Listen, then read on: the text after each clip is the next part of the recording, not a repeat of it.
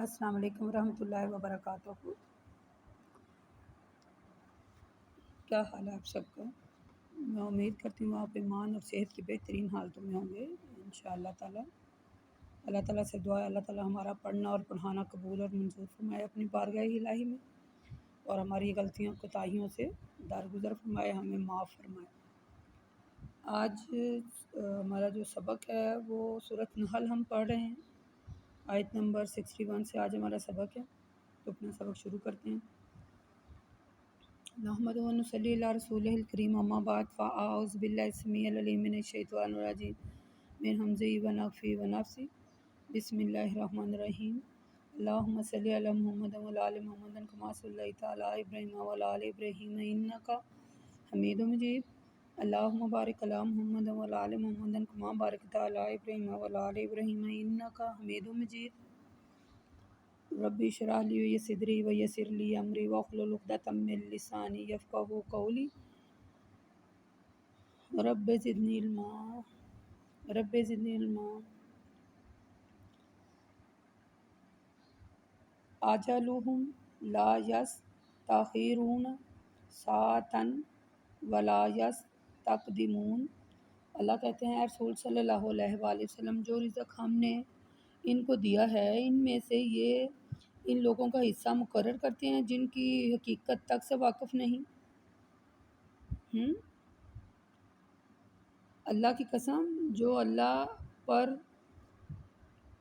یعنی یہ جو کام کر رہے ہیں نا، جھوٹ باندھ رہے ہیں اور یہ جو کام کر رہے ہیں، ضرور ان کے متعلق ان سے پوچھا جائے گا۔ وَيَجْعَلُونَ اللَّهِ، اے رسول صلی اللہ علیہ وسلم، یہ لوگ اللہ کی تو بیٹیاں تجویز یعنی بیٹیاں بناتے ہیں، تجویز کرتے ہیں، حالانکہ وہ اولاد سے مبرہ ہے، اور اپنے لیے بیٹے پسند کرتے ہیں جن کی پیدائش کا انہیں بڑا مان ہوتا ہے۔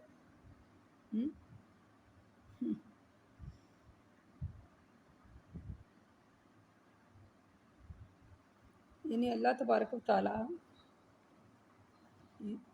یہ ہم نے آیات پڑھی تھی، میں نے جو آپ کو جن کا ترجمہ جو ہے وہ سنایا ہے۔ یعنی ہم لوگ جو ہیں دنیا میں اپنے بیٹوں کو پسند کرتے ہیں۔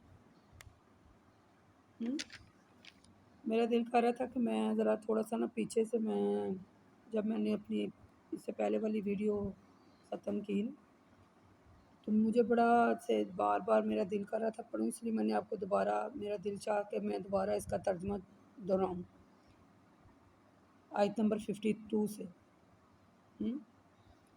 یہ دوبارہ میں پھر دہراتی ہوں، دیکھیں آپ کو بڑا سکون محسوس ہوگا۔ ایسے میں کہتی ہوں اللہ تعالیٰ نے قرآن پاک میں کوئی ایسی بات نہیں چھوڑی جو بیان نہیں کی، اور ہو بھی ایسے ہی رہا ہے۔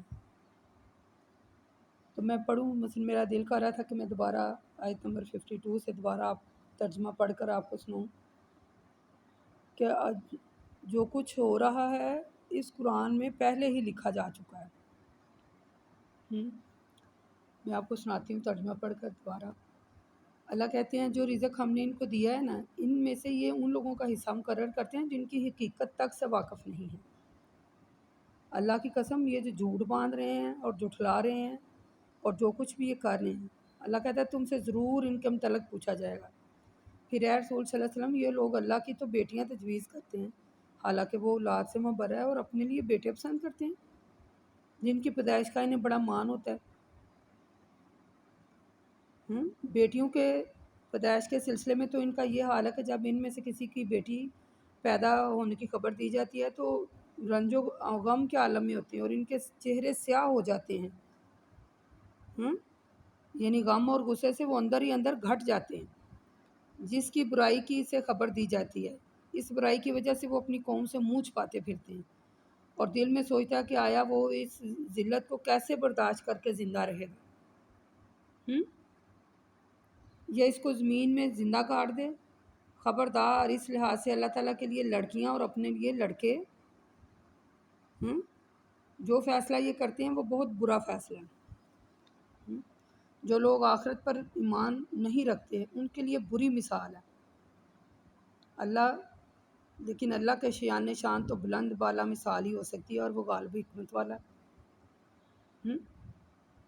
اور اگر اللہ لوگوں کو ان کے ظلم کی وجہ سے فوراً پکڑتا تو زمین میں ایک بھی بندہ نہ بچتا، لیکن اللہ ان کو ایک وقت مقرر تک مہلت دیتا ہے تاکہ وہ اس عرصے میں سنبھل جائیں اور اپنی اصلاح کریں۔ لیکن وہ جب نہیں سنبھلتے تو ان کا وقت آ جاتا ہے، تو وہ اس وقت نہ ایک گھڑی پیچھے اور نہ ہی ایک گھڑی آگے بڑھ سکتے ہیں۔ یہ جو کچھ آج ہماری زندگی میں ہو رہا ہے، یعنی آج کے دور میں آپ دیکھ لیں کہ بیٹیاں ہوں تو نہیں یہ انداز اپنایا جاتا، غم فکر۔ اور میں نے خود دیکھا ہے کہ جب بیٹیاں ہوں تو لوگ برا محسوس کرتے ہیں، ایسے پتہ نہیں کیا ہو گیا ہے، کون سی انہیں خبر دی گئی ہے۔ تو بیٹیاں تو بڑے خوشی کرتی ہیں۔ میں آپ کو دکھ کے ساتھ یہ بات بتا رہی ہوں، دکھ کے ساتھ۔ وہ بیٹے جن کی پیدائش پر جو دادیاں نانیاں مٹھائیاں بانٹتی ہوئی نظر آئیں گی، آپ کو بھنگڑے ڈالتے ہوئے نظر آئیں گے والدین، وہ بیٹے بڑے ہو کر جو ماں باپ کی تذلیل کرتے ہیں، وہ آپ نے آج کے دور میں دیکھ لیے۔ جتنا ماں باپ کو آج ذلیل کیا جا رہا ہے، کیا اس سے پہلے کبھی تھا؟ ماں باپ کا احترام کتنا تھا؟ جس چارپائی پر ماں باپ بیٹھتے تھے اس چارپائی پر بچے بیٹھتے بھی نہیں تھے، نیچے بیٹھتے تھے یا دوسری اور کوئی چارپائی، لیکن ان کے ساتھ نہیں بیٹھنا، یہ ایک عزت تھی۔ ان کے سامنے ڈرتے نہیں جانا، اونچی آواز میں بات نہیں کرنی۔ آج کل کیا ہو رہا ہے، جتنا رشتہ ماں باپ کا پامال ہو رہا ہے اتنا اور کوئی نہیں ہے۔ اول تو آج کل کی جو بیٹیاں ہیں وہ بھی ایسے ہی ہیں، لیکن بیٹوں کی تعداد زیادہ ہے۔ بیٹیاں پھر بھی ہمدردی کرتی ہیں، لیکن میں نے دیکھا ہے کہ بیٹیاں بھی انتہائی قسم کی بدتمیز ہیں اپنے والدین کے ساتھ، لیکن بیٹے زیادہ ہیں۔ تو اللہ سے دعا کرتے ہیں اللہ پاک آج کی جو نئی جنریشن ہے انہیں ہدایت دے۔ آج آپ یقین کریں کہ والدین کی عزت بچانا محال ہے۔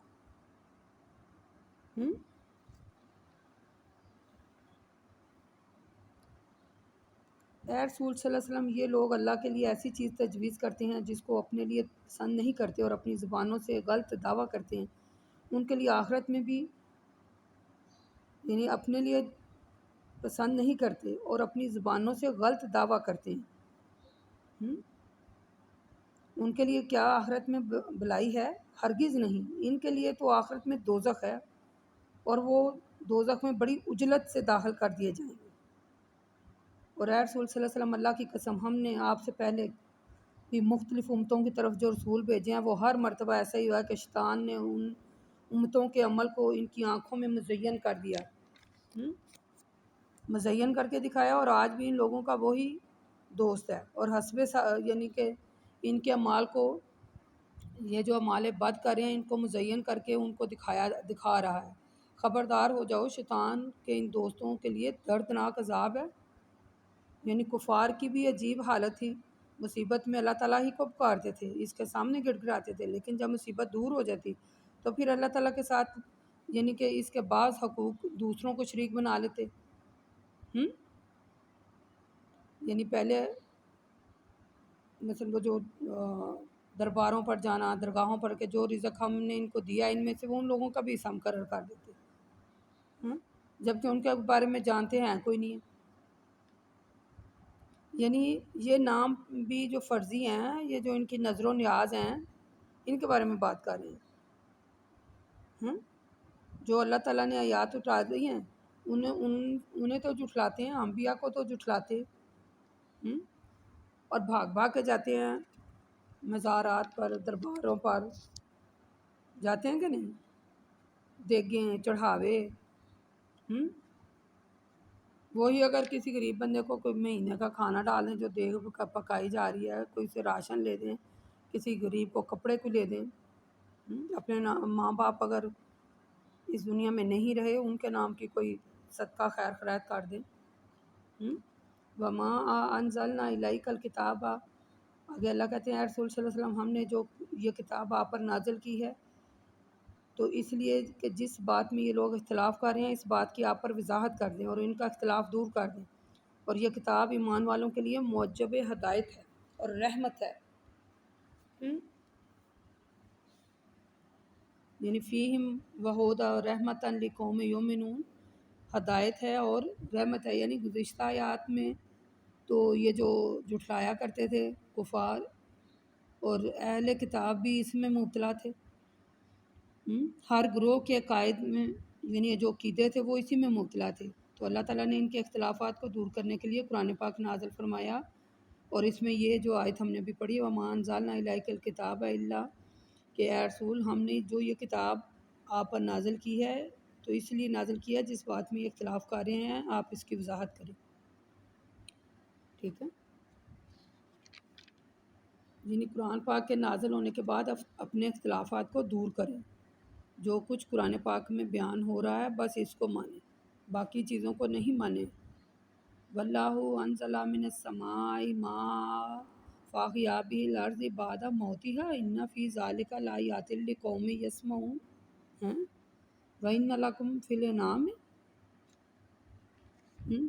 یعنی اللہ تبارک و تعالیٰ کہتے ہیں اللہ تعالیٰ نے ہی بادل سے پانی برسایا اور اس کے ذریعے زمین کو اس کے مر جانے کے بعد دوبارہ زندہ کیا، اس میں یقیناً ان لوگوں کے لیے توحید کی بڑی نشانیاں موجود ہیں جو متوجہ ہو کر اللہ تعالیٰ کی آیات کو سنتے ہیں۔ اور اے لوگوں تمہارے لیے زمین میں جو چلنے پھرنے والے جانور ہیں، زمین میں جو چلنے پھرنے والے جانور ہیں عبرت کا ان کے لیے سامان موجود ہیں، کیا تم دیکھتے نہیں ہو؟ یعنی یہ جو جانور ہیں جن کا ہم گوشت کھاتے ہیں، جن کا ہم دودھ پیتے ہیں، ان کے پیٹوں میں گوبر اور خون کے درمیان سے خالص دودھ نکلتا ہے جو تمہیں پینے کے لیے ملتا ہے، جس کی کبھی چائے بنا کر پیتے ہیں، کبھی دہی بنا کر کھاتے ہیں، کبھی ٹھنڈی لسی کر کے پیتے ہیں تو یہ بڑا خوشگوار سا محسوس ہوتا ہے، دودھ ٹھنڈا کر کے پیتے ہیں۔ یہ جو جانور ہیں ان کے پیٹ میں جو گوبر ہے اور خون ہے ان کے درمیان میں سے خون نکلتا ہے، تو یہ کس کے کام ہے؟ اور اے لوگوں کھجور اور انگور کے پھلوں میں سے بھی جو تمہیں عرق پلاتے ہیں اس سے تم ہماری مرضی کے خلاف شراب جیسی حرام چیزیں بھی بناتے ہو اور دوسری عمدہ اور پاکیزہ کھانے کی چیزیں بھی بناتے ہو، بے شک ان چیزوں میں عقل والوں کے لیے اللہ کی توحید کی کھلی نشانیاں ہیں۔ اور اے رسول صلی اللہ علیہ وآلہ وسلم آپ کے رب نے شہد کی مکھی کو حکم دیا کہ پہاڑوں اور درختوں میں اور اونچی اونچی عمارتوں میں جن کو لوگ تعمیر کرتے ہیں چھتیں بنائے، ٹھیک ہے، چھتیں بنائے۔ ثم کلی من کل ثمرات فاسلکی سبل ربک ذللا یخرج من البطون شرابا مختلف، پھر ہر قسم کے پھل کھائے اور اپنے رب کے راستوں پر اطاعت گزار بن کر چلتے رہیں۔ پھر اے رسول آپ دیکھیے کہ ان کے پیٹوں میں سے پینے کی ایک اور چیز نکلتی ہے جس کے مختلف رنگ ہوتے ہیں، جس میں لوگوں کی بیماریوں کے لیے شفا ہے، تو غور کرنے ان فی ذلک لآیات لقوم یتفکرون، بے شک غور کرنے والوں کے لیے اس میں توحید کی بڑی نشانیاں موجود ہیں۔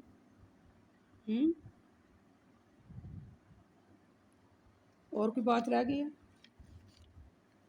یعنی ان آیات میں اللہ تعالیٰ نے توحید کے دلائل جو درمیان میں منتقل ہو گئے تھے پھر جاری کیے ہیں، کہ اللہ تعالیٰ فرما رہے ہیں کہ یہ جب پانی آسمان سے برستا ہے تو زمین جو مر جاتی ہے پھر اسے زندہ کرتا ہے، ٹھیک ہے، بارش کے ذریعے سرسبز شاداب کرتا ہے، تو پھر ایسا کون کرتا ہے؟ یعنی جو جانور ہیں جن کا ہم دودھ پیتے ہیں، جن کا ہم گوشت کھاتے ہیں، یہ جو اللہ تعالیٰ نے شہد کی مکھی کو جو ہم نے ابھی پڑھا کہ اسے چھتے لگانے کا حکم دیا ہے اور اس کے پیٹ میں سے جو نکلتا ہے اس کو شہد بنا دیا اور لوگوں کے لیے شفا بنا دیا ہے، اللہ تعالیٰ نے توحید کے جو دلائل ہیں کھول کھول کر بیان کیے ہیں تاکہ ہم کچھ نصیحت حاصل کریں۔ مختلف رنگوں کا، مختلف پھولوں کا رس چوستی ہے جس سے شہد بنتا ہے۔ جو مکھی کے پیٹ میں سے نکلتا ہے وہ لوگوں کی بیماریوں کو جو دور کر دیتا ہے۔ شہد یعنی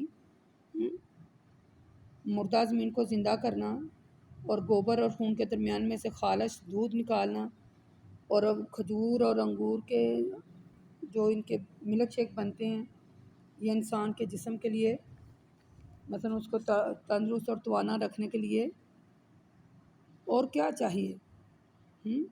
واللہ خلقکم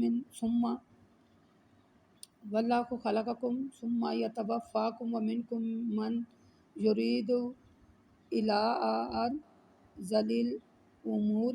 پھر اللہ کہتے ہیں اے لوگو، اللہ ہی نے تم کو پیدا کیا ہے، پھر وہی تمہیں وفات دے گا، وہی تم میں سے بعض کو خراب عمر تک لوٹا دے گا تاکہ وہ بہت کچھ جاننے کے بعد بھی کچھ نہ جاننے اور بچپن کی طرح پھر بے علم ہو جائے۔ بے شک اللہ ہی علم والا ہے، قدرت والا ہے، جس کا علم زائل نہیں ہوتا اور جس کی قدرت میں کسی قسم کی کمی نہیں آتی۔ یعنی توحید کے مزید اللہ تعالیٰ نے دلائل دیے کہ اللہ تعالیٰ ہی نے جس نے پیدا کیا ہے پھر وہی وفات دے گا۔ پھر اتنی زیادہ عمر ہو جاتی ہے، اتنی زیادہ بڑھاپے کی طرف لوٹا دے گا کہ پھر کچھ نہیں یاد رہے گا بچپن کی طرح۔ سب کچھ انسان بھول جاتا ہے۔ ٹھیک ہے، ایک حدیث میں آپ کو سناتی ہوں، صحیح بخاری کی حدیث ہے۔ اللہ کے رسول صلی اللہ علیہ وسلم فرماتے ہیں، یعنی اللہ کے رسول صلی اللہ علیہ وسلم اس طرح دعا کیا کرتے تھے، یا اللہ میں تیری پناہ مانگتا ہوں سستی سے، خراب عمر سے، اور قبر کے عذاب سے، اور دجال کے فتنے تھے، اور زندگی اور موت کے فتنے سے۔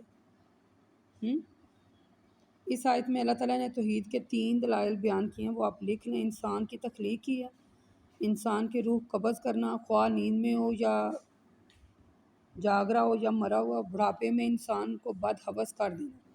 یہ کوئی کام نہیں کر سکتا سوائے اللہ کے، وہی کارساز ہے، وہی معبود ہے، وہی حاکم ہے، وہی نظر و نیاز اور قربانیاں کا مستحق وہی ہے، جو پیدا کرتا ہے، موت دیتا ہے، بڑھاپے میں بدحوث کرتا ہے، سب اسی کو الہ مانے۔ اس میں توحید کی نشانیاں۔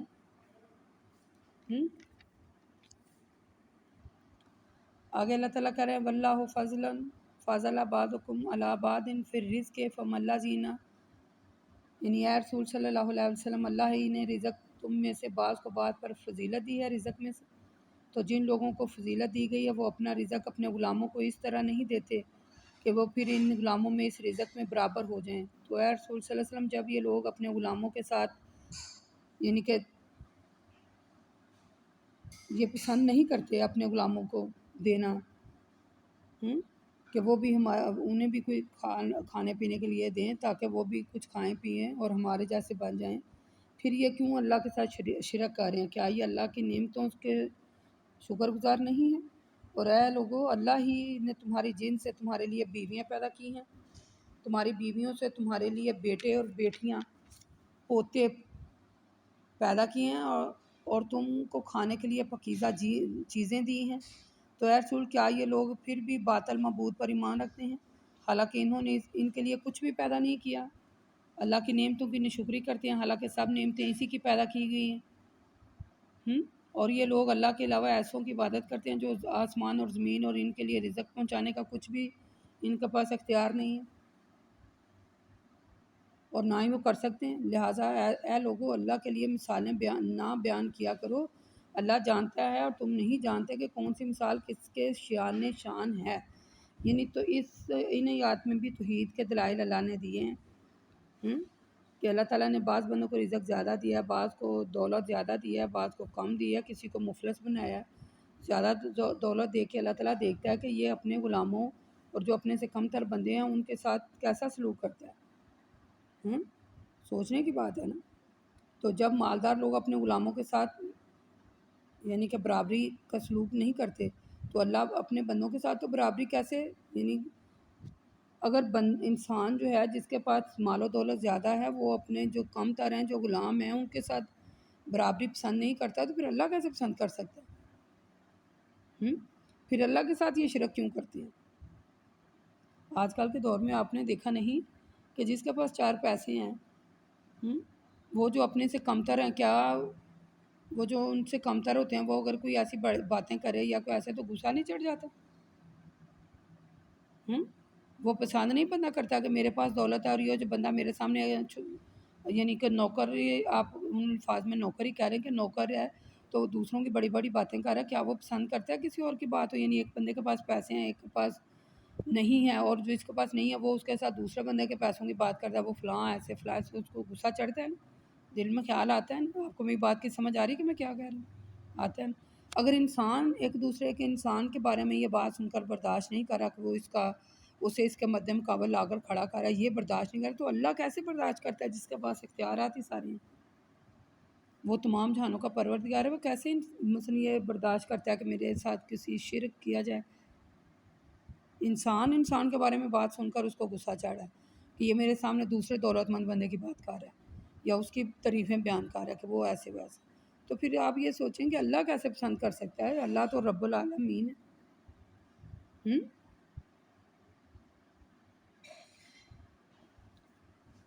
بتائیں، سوچنے والی بات ہے نا کہ اللہ کیسے پھر پسند کر سکتا ہے؟